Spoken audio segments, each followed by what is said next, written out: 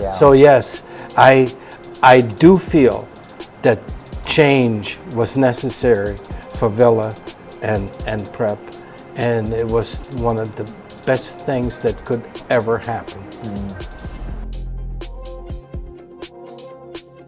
Hello everyone, my name is Jimmy Smith, and welcome to episode number 34 of the Rambler podcast, where we are passionate about sharing what makes Cathedral Prep the standard of excellence. And on this episode of the podcast, we have a guest with us who definitely knows what it means for Cathedral Prep to have a standard of excellence, somebody who taught at the school for 50 years, Mr. Rolf Daeschner.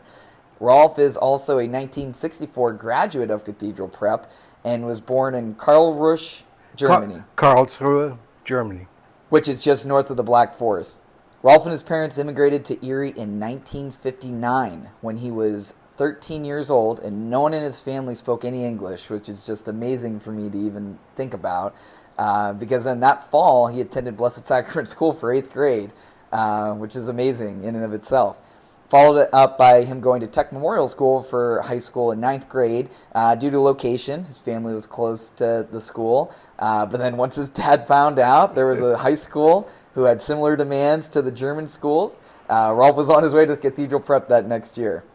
So after graduating from Prep, Rolf went on to study German and secondary education at Gannon. And then in the spring of 1968, he did his student teaching at Prep. And in the fall of that year, he was hired by Monsignor McDonald to teach German, a position, as I mentioned, he held here at Prep for 50 years, having retired in 2018. And I think what's really cool is that after retiring, however, I still see him here in the hallways as he continues to be a substitute teacher here. So it's always great to see you.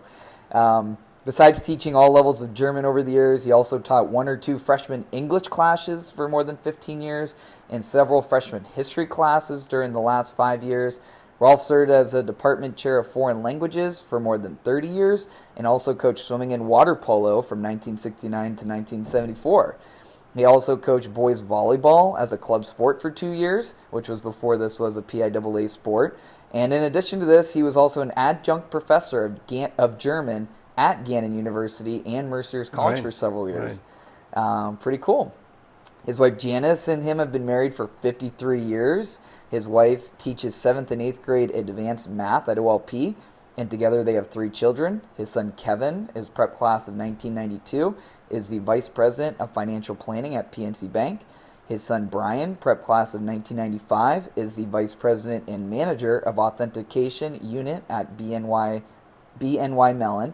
And his daughter Diane is the health and physical education chairperson and teacher at Charters Valley High School.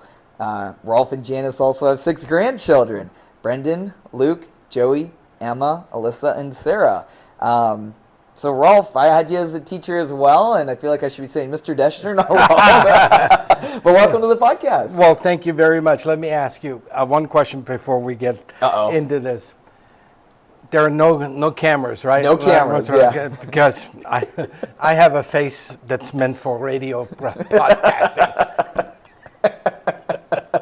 Right? So, don't worry, no cameras here. We just got the microphones. This face is for radio. Yes. All right. Well, it's so much fun. I came back working for Prep in 2017, so that would have been your last school year as a full-time teacher, and I remember it was 50 years of you teaching, and it's amazing. Obviously, time I'm sure you look back on has gone a lot faster, but even for me sitting here with you, it's like yesterday I was a freshman in your class. And the thing with me is the 50 years, they all run together.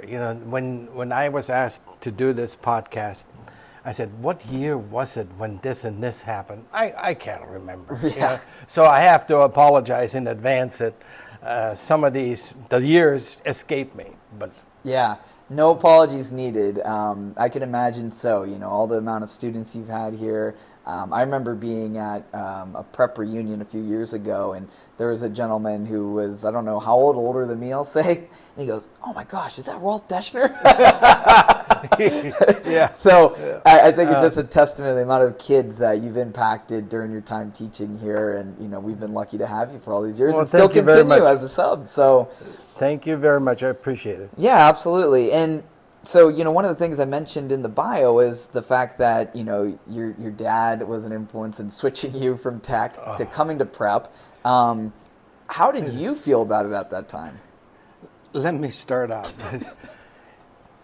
We arrived in Erie on April 28th, my birthday. Oh, wow. On my 13th birthday, we arrived in Erie.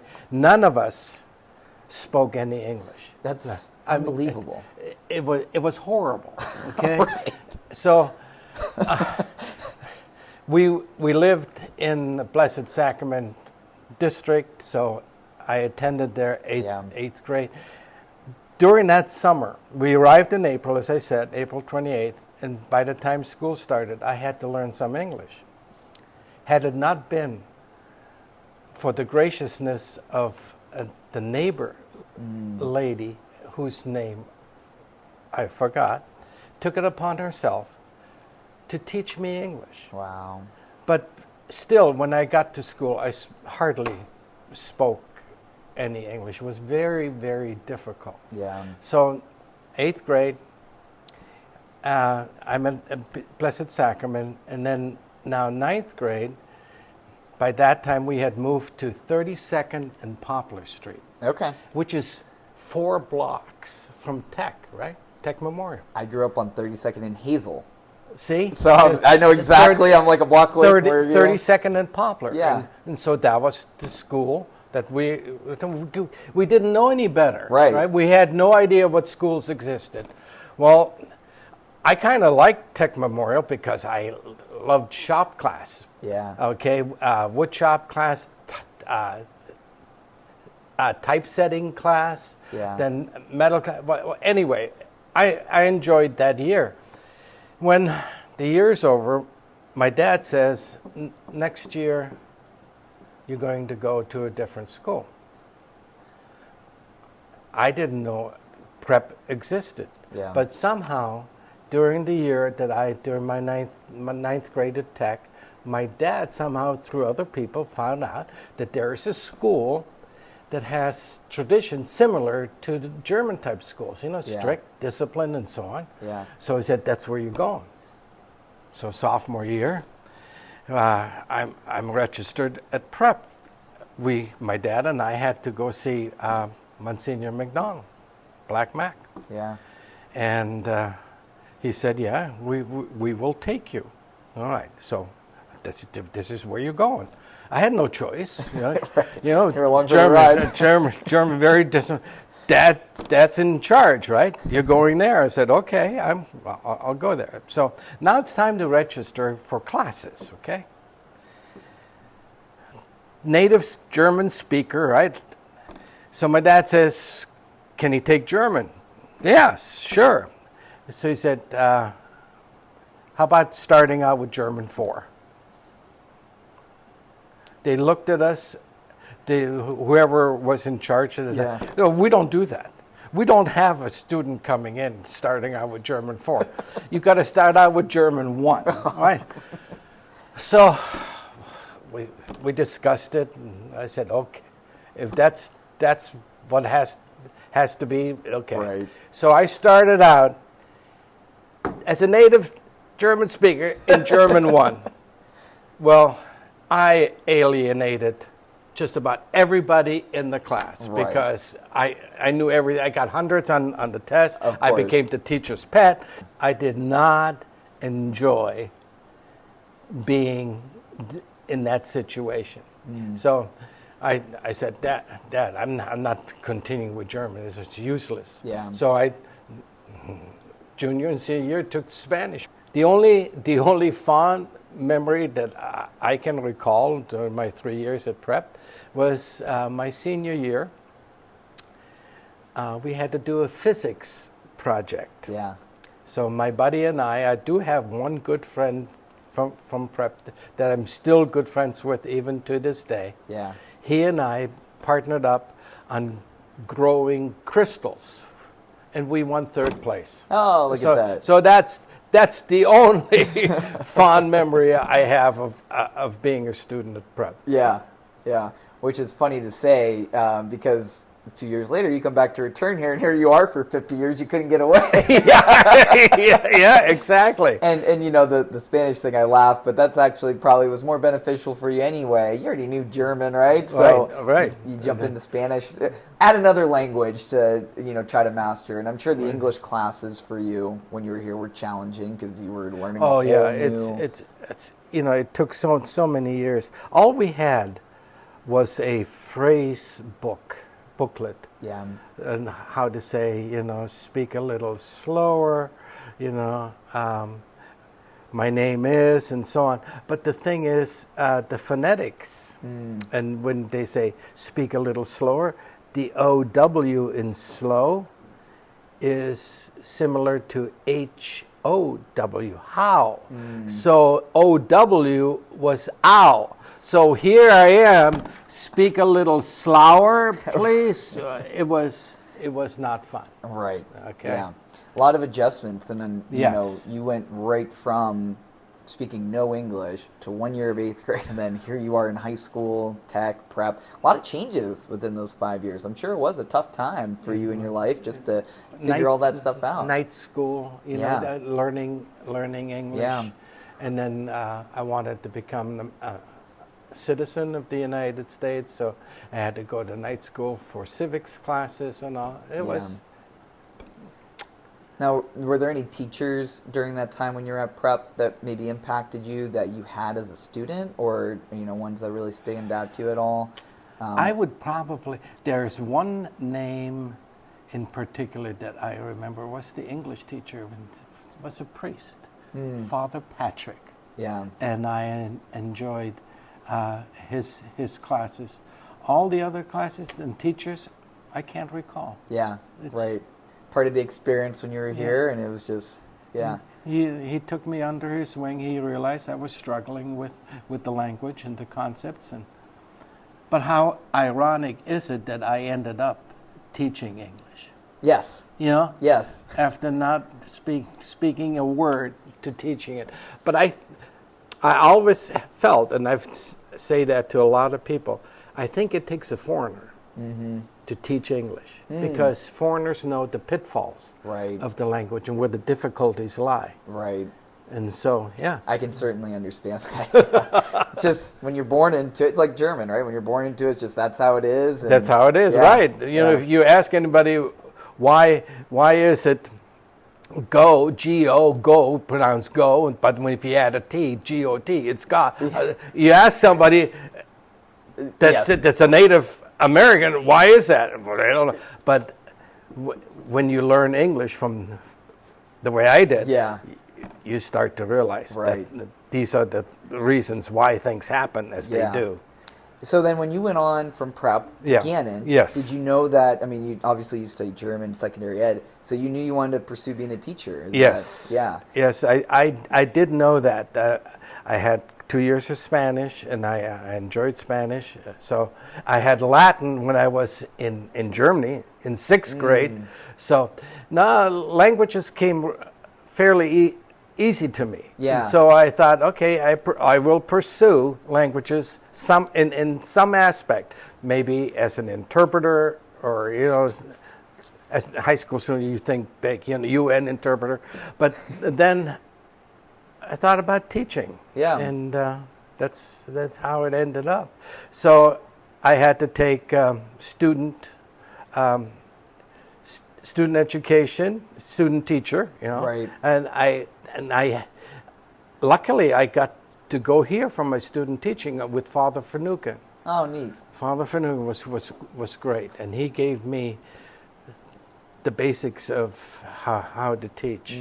So that was in the spring, and then in the fall I applied here. Yeah. And Monsignor McDonald said, as it happens, this will work out great, because I would like to have Father Bible, who's not became Monsignor Bible. Yeah. But at that time it was Father Bible. He became assistant headmaster, and Father Bible was teaching German at the time, and then when he became assistant headmaster, he had to get out of the classroom. Wow. So it's very fortunate that it ended up that way. That timing worked out great for you.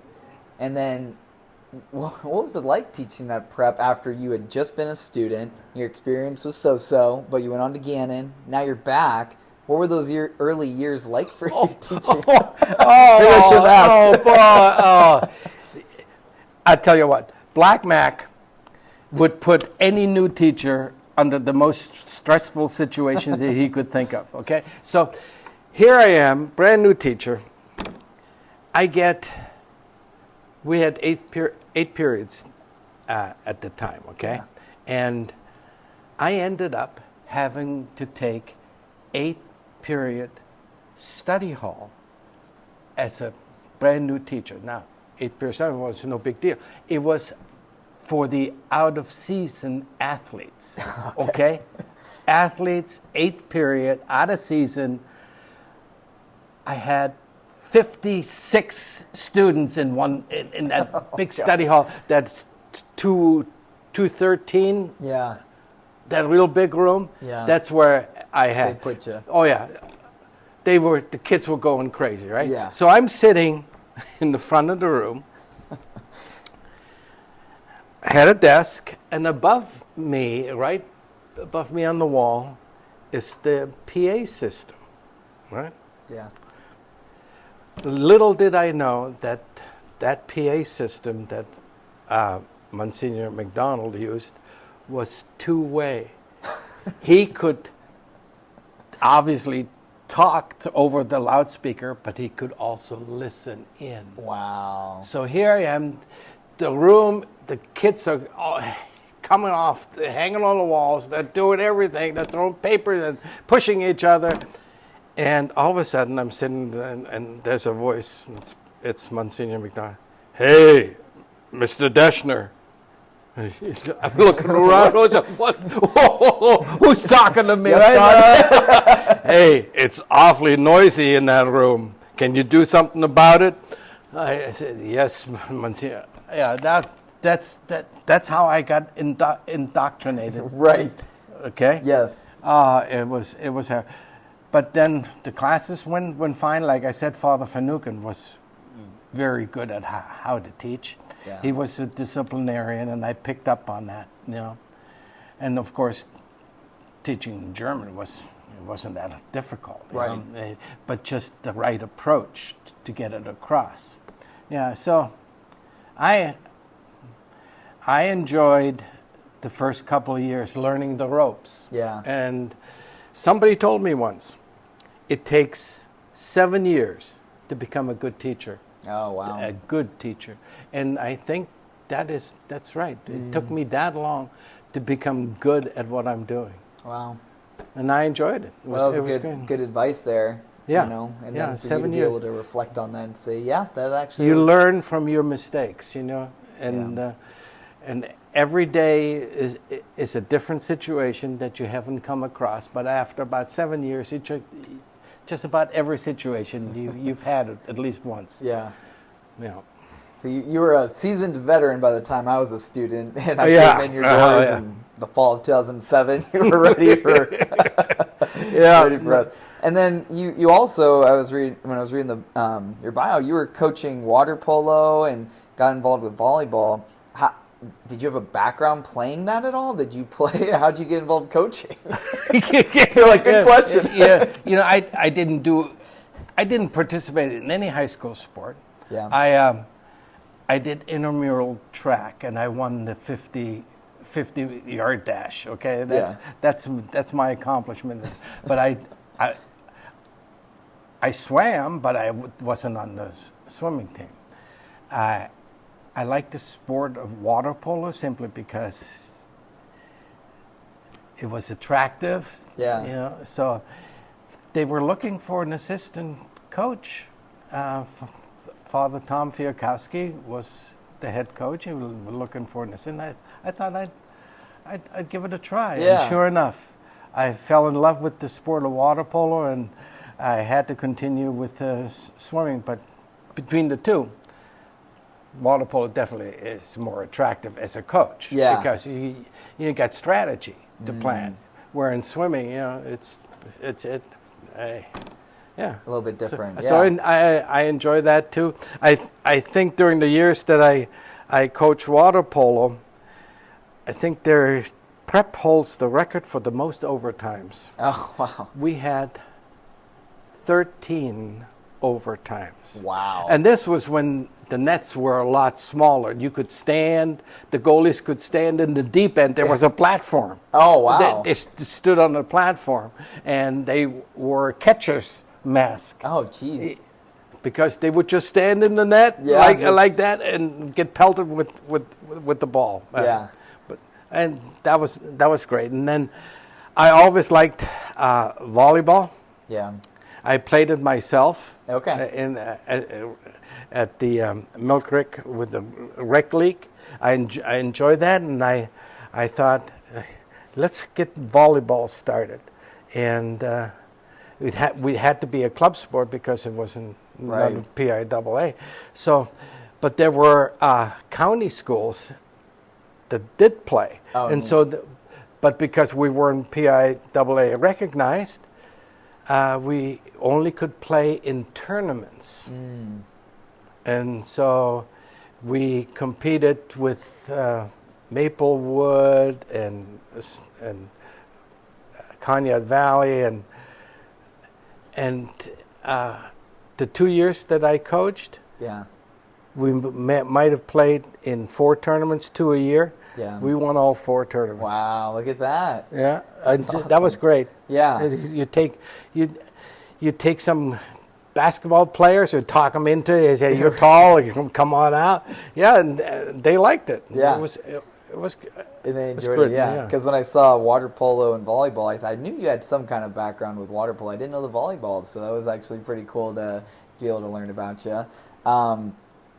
And then, when it comes to the academic sides, I know you were telling me prior to us sitting down to record this, there's some accomplishments or achievements on the academic side you're pretty proud of. Over the years. Yeah. I had the privilege of very great students, hardworking students, smart students. And it was, I think, during the 70s and 80s, Slippery Rock University would hold the modern language competition.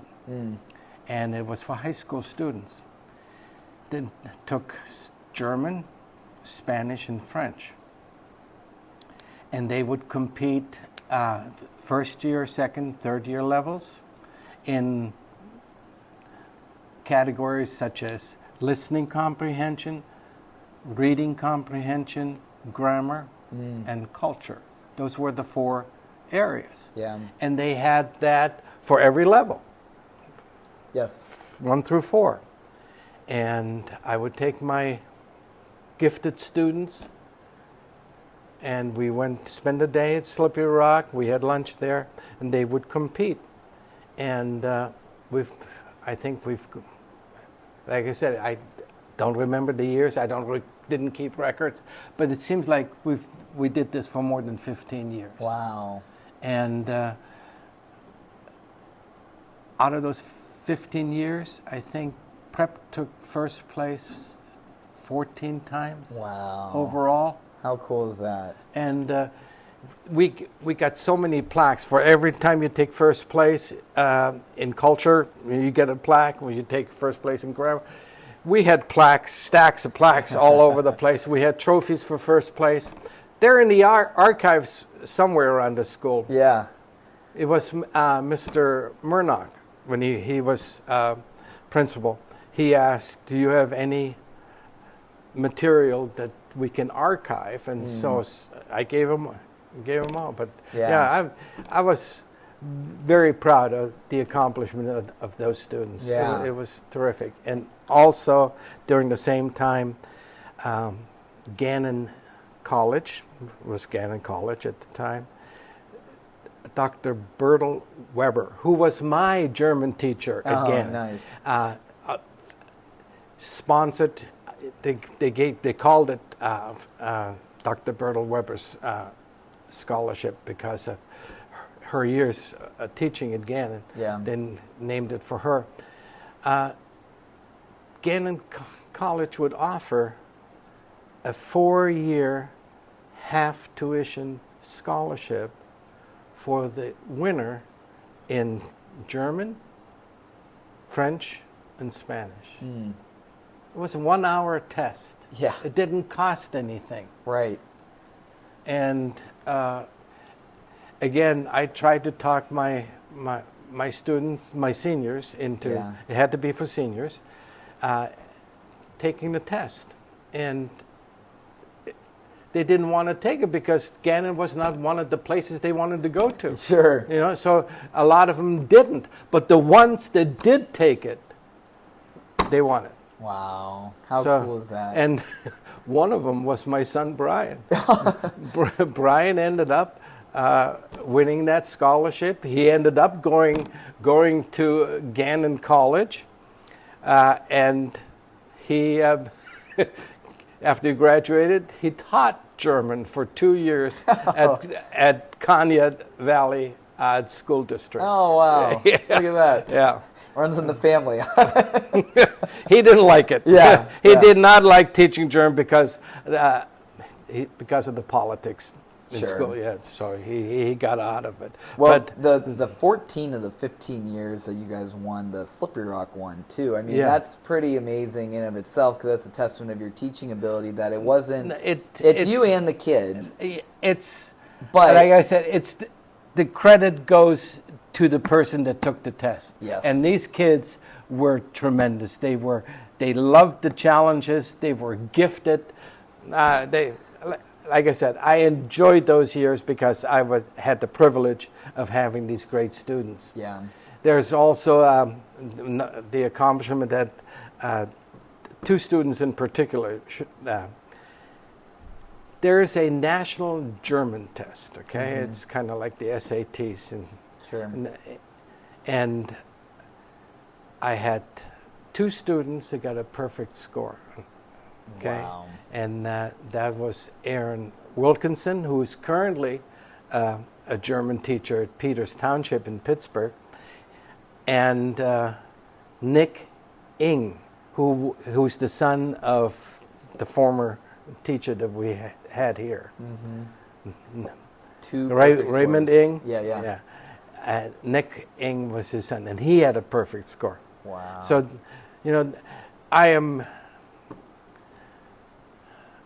I'm kind of sad that I cannot remember more names over the years, but these two in particular stand out. Right. You know Mr. Shipley? Yes. Joe Shipley? Yep. Well, his son went here, and he took German. And he was the first one that took the Dr. Bertel Weber language test at Gannon.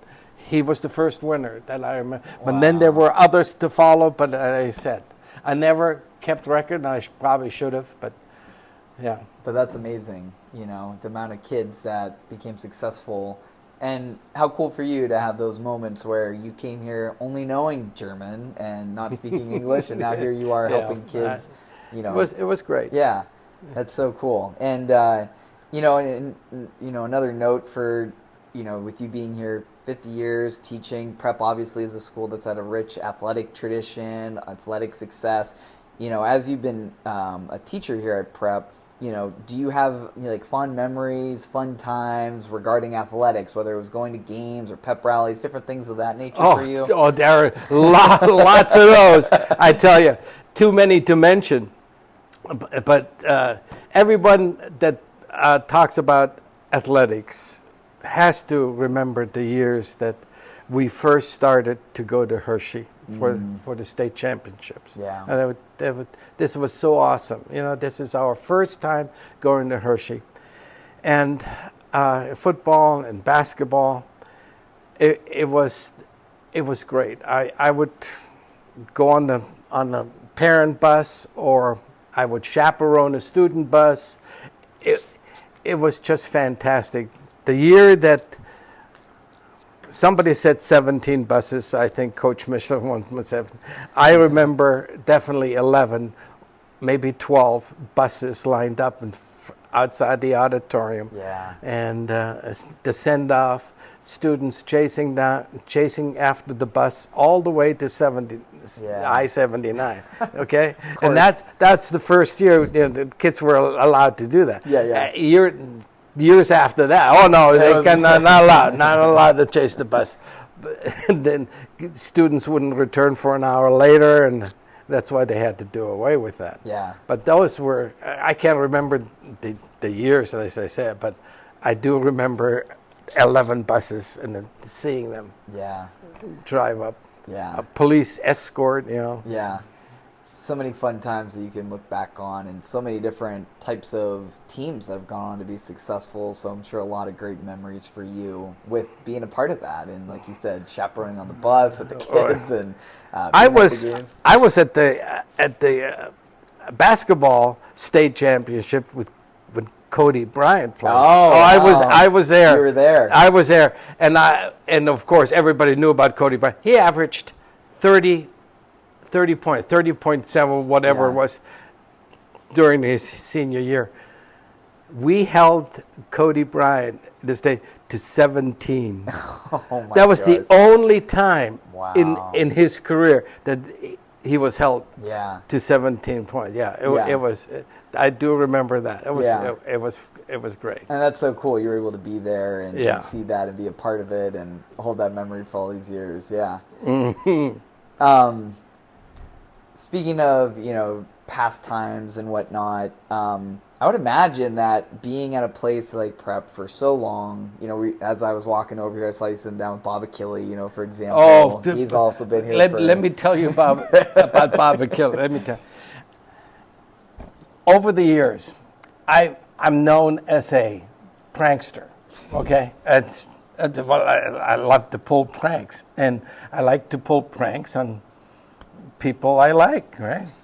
So we had televisions in every room, Yeah. small, mounted on the wall. And then we would watch the news or whatever. It wasn't broadcast from Prep. It was just, we had the Yes. regular channels. Right. ABC, CBS. Well, anyway, the remotes were all the same for each classroom, right? So the teacher next to me, I'm not going to mention his name, had the TV on, and he wanted students to watch this channel. Well, I would go in, and I'd just talk to him, and I'd have the remote behind behind me, right? And I would turn the sound down. And he said, "What's going on? What's wrong with my TV?" Or I would change the channel, right? So he would go up to the TV, stand on a stool to go get up there, right? Yeah. And adjust the volume. Well, as soon as he touched it, I would turn up the volume. And then he would take his finger off the control, and I would turn it down again. So anyway, it was just, it was, the kids were laughing, they were howling. Okay. Yeah. That was one of them. Then the other one I pulled, I think that's my best prank ever. Bob Achille, right? He's had the same room all these years. Right. He's got two doors, right? Yeah. A front Yeah. door and a back door.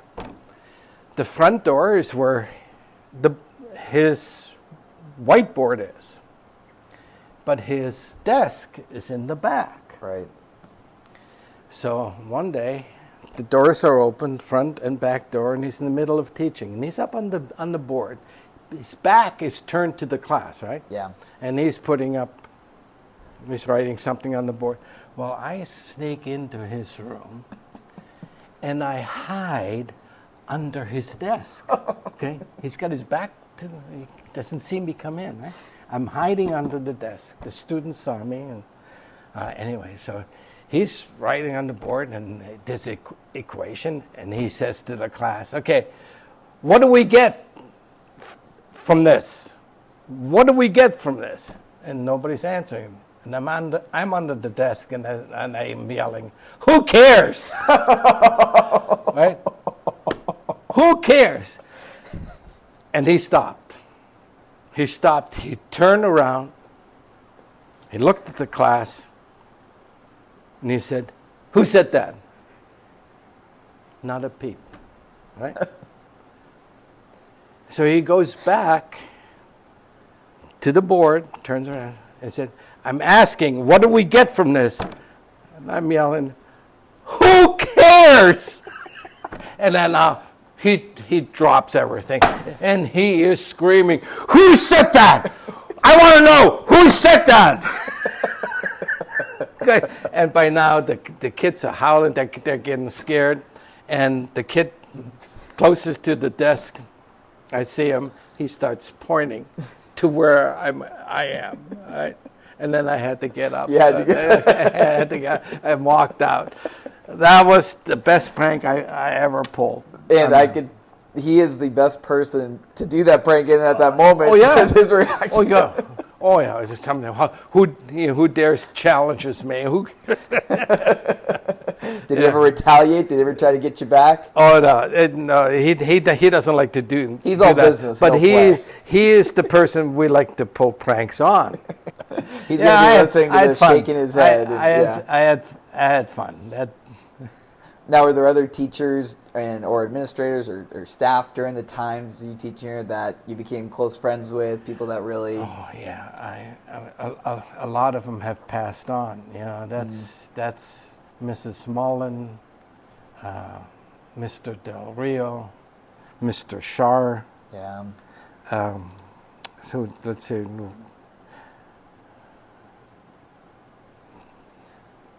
Trying to think, I'm probably missing a couple of people that passed. Yeah. But no, I became good friends, and then for the last 20-some years, you know, Mr. Pechtel, Mr. Alexa, Yeah.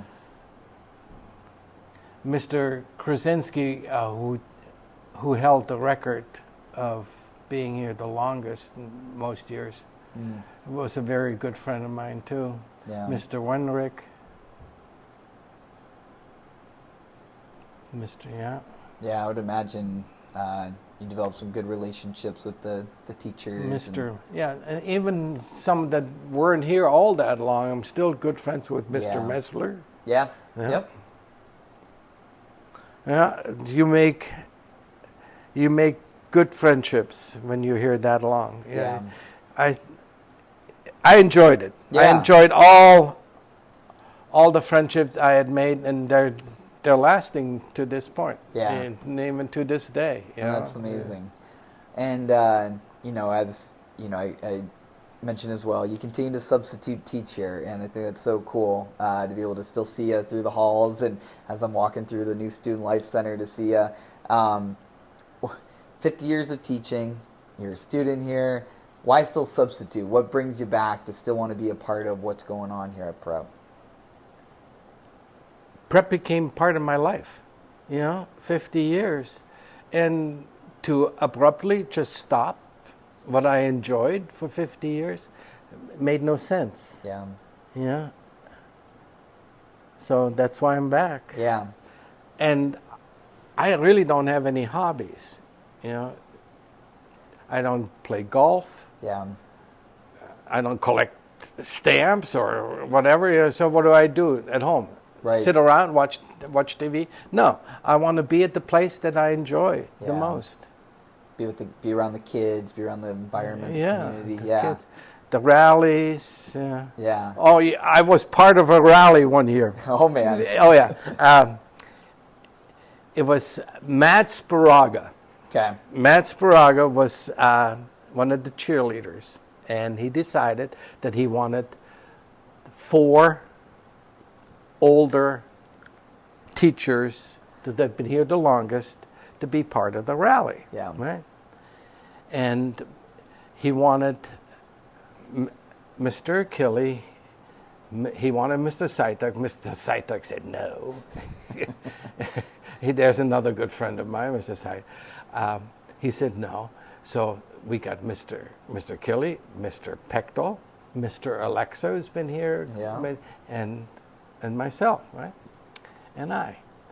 And he wanted to put paint, P-R-E-P, on the 4 of us on the chest, right? So Mr. Achille was a P, then Mr. Pechtel was the R, Mr. Alexa was the E, and I was final P. Well, we were up and saying we had the shirts on, and we were asked to lead the prep cheer, PREP, right? And so we're up on stage, and give me a P, and Mr. Achille would rip his shirt off, and then the R, and then we all did. It was great. Yeah. The students were nuts. I bet. They were bonkers. Oh, my gosh. The teachers ripping off the shirt. Oh, yeah. That was the only time I was ever part of a rally. Well, the excitement, I'm sure that the kids, having you guys up there doing the chant, but then to rip the shirts off and Yes. And I make Hulk imitation at the end. You got to show them who's boss. Yeah. Oh my goodness, that's so much fun. And go ahead. No, I think somebody videotaped that, and it's out on Facebook or somewhere. Somebody, Matt Sparaga, somebody put it out there. Okay. Because Facebook has, this is a memory or whatever. 1 year it popped up on my Facebook. Yeah, so yeah, it's out there. Yeah. So people listening to the podcast are going to start, searching in YouTube or Facebook for the video. I hope they can find it because it was great. That's awesome.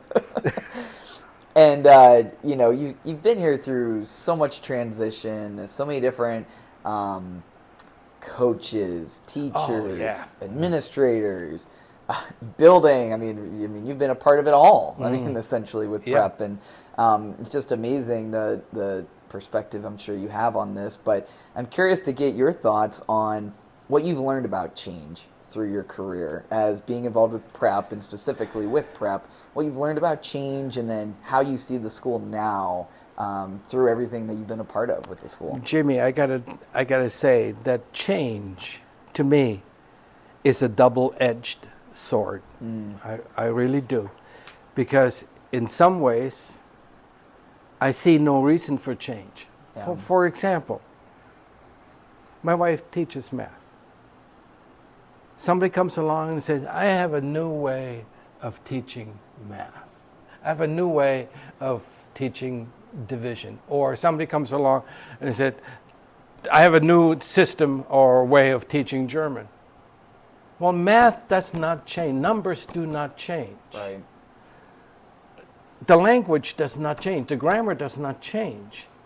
So the old adage is, why fix something that's not broken? Yeah. Right? So in some ways I say change is no good. Not at all. Right. But then when it pertains to the change for the last year at prep, it was necessary for the two schools to continue. Yeah. We had to change. We had to become one. Yeah. So yes, I do feel that change was necessary for Villa and prep, and it was one of the best things that could ever happen.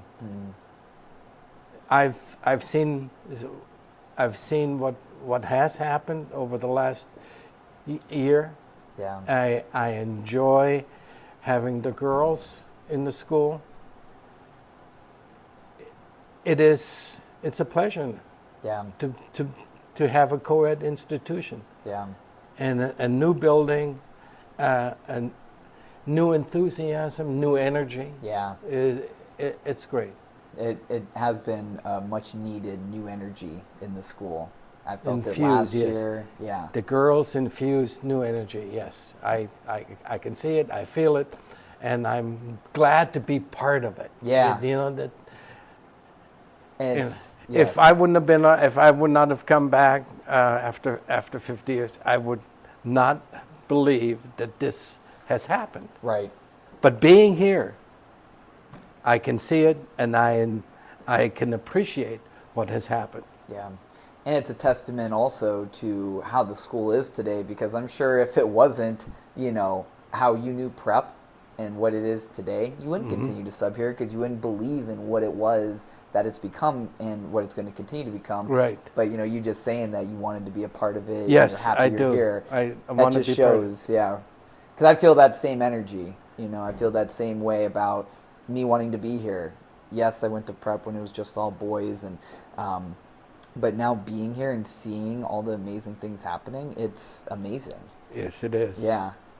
It is. Yeah. Well, this has been a lot of fun having this conversation with you. A lot of fun stories, reflecting back, and then talking about all the things that you've experienced through your time. And I have just one final question for you. All right, this is a little surprise one. I didn't prep you for it. Fire away. So this is a fun question. I'm going to start asking every faculty or staff member or coach I have on the podcast. It's going to be the last question I ask them. All right, it's going to be a theme that I do, but the question is, what does it mean to be a Rambler? And I think it'd be great to hear from you what that means, as we've covered already extensively, how much experience you have with the school. But to ask you, Rolf Daeschner, what does it mean to be a Rambler? Orange and black, loyal and true to the school. That's what it is. Yeah. Orange and black, loyal, and just like the school song. Yeah. Something to be proud of. Will always be loyal and true. Yeah. Yep. I couldn't have said any other answer better than that, because... Before we end this, am I the oldest person you ever interviewed? You know, I don't want to throw anybody else under the bus, but you're older. So we'll just go with sure. Oh, sure. You asked the question, not me. I want to thank you that you even considered having me be part of your podcast. And yeah. I'm so glad that you're doing this. And I've been listening to many of the podcasts you've done, and they're great to listen to. Yeah, well, thank you. You've been on my list to be a guest on the podcast. I appreciate having you as a teacher and all the things you've done for prep over the years. And thank you very much. I was looking forward to having this conversation with you to reflect back on your time and talk about this stuff, because it's fun. It's fun to look back and reflect on. We're at the place that you have so many great memories of, and you're so proud to be a part of. And I'm sure a lot of people will enjoy hearing your stories and everything too. But thank you for coming on as a guest. And thank you so much. Yeah. I enjoyed it, and I'm glad I had you in class too. I was waiting for that. You were great. Thank you. Thank you. Thank you very much. Yep.